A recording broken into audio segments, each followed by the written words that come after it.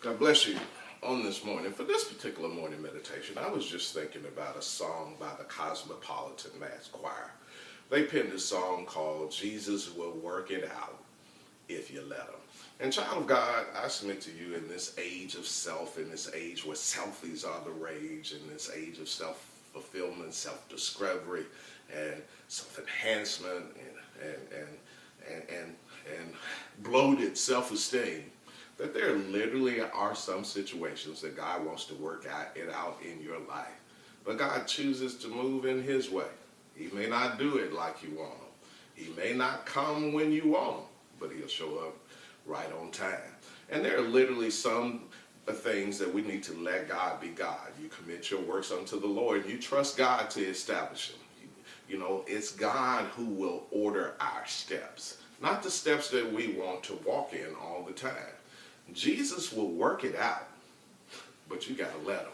You know, there are some characteristics that are strictly attributed to God.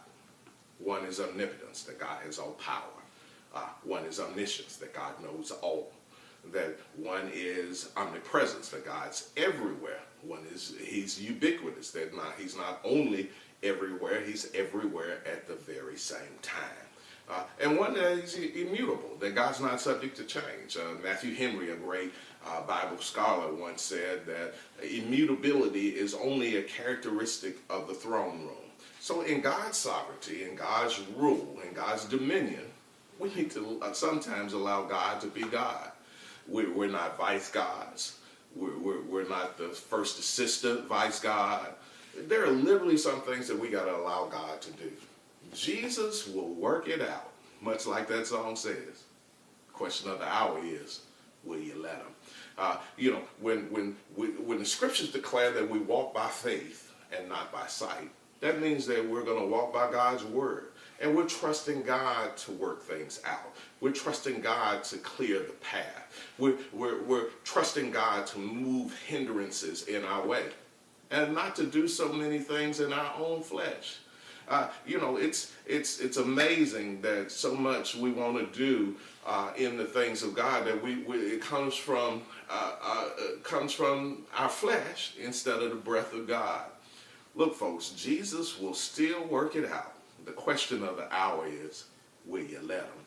It's my prayer that you'll let him. My late pastor, the late Bishop G.E. Patterson, had three phrases that went all over the world once he hit national television. The first was that Jesus is a habit breaker. And many years later, since he said that, I can boldly submit to you that Jesus is still a habit breaker if you let him. That Jesus can still break habits, that he can still free people from oppression, that he can still deliver like no other can. The second one that he said was to be healed, to be delivered, and to be set free. He proclaimed that Jesus still heals if you let him. Jesus still delivers if you let him. Jesus still sets free.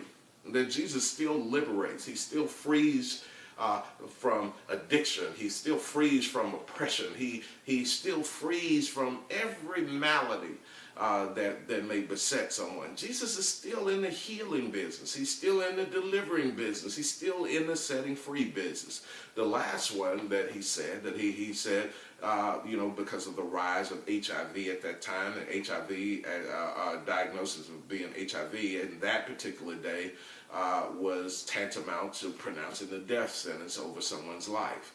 And I salute the strides that have been made in that arena since then. But this is what the Lord gave him. The Lord gave to him that if you can have it, I can heal it. Folks, and that's literally true right now, no matter what the condition may be in your body, whether you're wrestling with diabetes or high blood pressure or cancer or some other malady, that if you can have it, Jesus is still healing if you let him. Folks, basically we got to let God be God.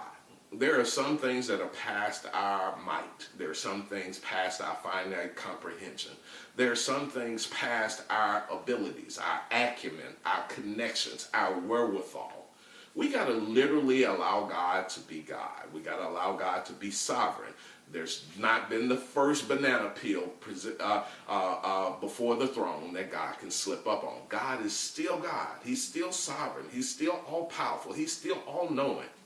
Jesus will still work it out, but you got to let him. And I'm submitting to you right now, even in this season where your money may be funny, and your change may not only be strange, but extremely challenged, that Jesus still can work that out if you let him.